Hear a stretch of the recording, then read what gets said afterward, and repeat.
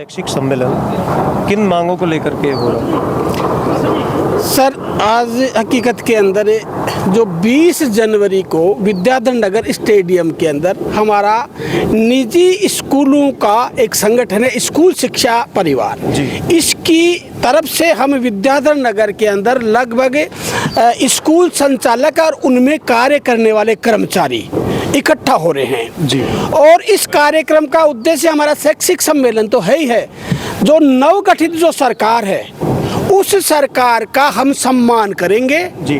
और अभिवादन करेंगे, क्योंकि हमारी बीजेपी कांग्रेस से कोई मतलब नहीं है। हम हमेशा सरकार के साथ रहने वाले हैं। इसलिए अब जो नई सरकार बनी है 20 तारीख को, आने वाली 20 तारीख को मुख्य उद्देश्य हमारा नई सरकार का सम्मान करने का है जी।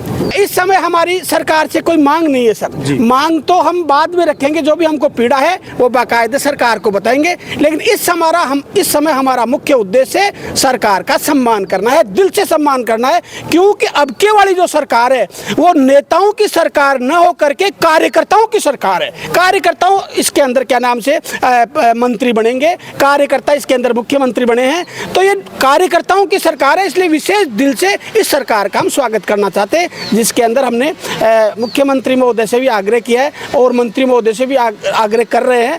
केंद्र से भी हमने क्या नाम से 2-3 मंत्री आएंगे तो उनसे भी हमने रिक्वेस्ट की है। और आसपास के जितने भी जैसे कर्मचारी संगठन है, मजदूर संगठन है, किसान संगठन है, उनके पदाधिकारियों को भी हम बुला रहे हैं जी। तो ये हमारा मुख्य उद्देश्य है। आप पूर्व में भी एक कार्यक्रम कर चुके हैं बच्चों को लेकर के? हाँ, बच्चों को लेकर के हम पूर्व में भी कार्य कर चुके हैं। भाई SC ST OBC के आधार पर तो सरकार ने क्या नाम से वो आरक्षण दे रखा है। क्या सरकारी और गैर सरकारी विद्यालयों के अंदर भी क्या इस प्रकार का विभाजन कर रखा है? भाई सरकारी स्कूल में पढ़ने वाले बच्चों को, हालांकि सरकारी स्कूल में पढ़ने वाले बच्चे भी हमारे हैं, क्या सरकारी स्कूल में पढ़ने वाले बच्चों को अलग सुविधा दी जाए और प्राइवेट स्कूल वालों में पढ़ने वाले बच्चों को सुविधा नहीं दी जाए? तो इन चीज़ों को लेकर के हमने अभी विद्याधर नगर के अंदर लगभग 1 बच्चों को और क्या नाम से डायरेक्टर्स को इकट्ठा किया था और हमने हमारी आवाज़ उन तक पहुंचाई थी कि जो सरकारी विद्यालयों में पढ़ने वाले विद्यार्थी हैं जिनको जो 27 प्रकार की सुविधाएं मिलती है, यानी केंद्र को मिला करके तो लगभग 52 प्रकार की सुविधाएं हैं, लेकिन राज्य सरकार जो 27 प्रकार की सुविधाएं जो दे रही है वो लिहाजा हमारे बच्चों को भी सर प्राइवेट स्कूलों में पढ़ने वाले बच्चों को भी मिले। कारण कि जो सुविधाएं सरकारी स्कूल में पढ़ने वाले बच्चे को मिल रही है वो पैसा कहीं न कहीं हमारे अभिभावक का भी है, हमारे गार्जियन का भी है, उसी पैसे से उनको सुविधा मिल रही है।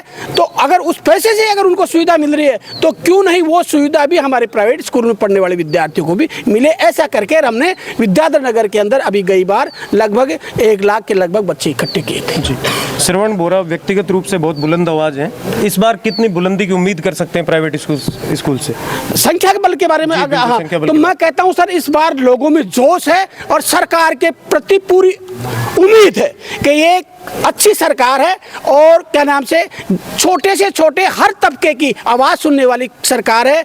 क्या नाम से किसानों की भी आवाज़ सुनने वाली सरकार है, कर्मचारियों की भी आवाज़ सुनने वाली सरकार है। और हम जैसे जो सरकार का कंधे से कंधा मिला करके जो चलते हैं नहीं प्राइवेट स्कूल वाले, उनकी भी कहीं न कहीं सरकार है। इसलिए इस सरकार से हम बहुत उम्मीद रखते हैं। राइट टू एजुकेशन को लेकर के बहुत विसंगतियाँ हैं, ये कैसे दूर होंगी, क्या प्लान है आगे? अब सर देखो, इस मामले के अंदर हमने जो ये कमेटी बनी हुई है, जो नई शिक्षा नीति है उसकी जो कमेटी बनी हुई है उसके अधिकारियों को भी, पदाधिकारियों को भी हमने बुलाया है और उसी सम्मेलन के अंदर वो अपनी बात रखेंगे जी।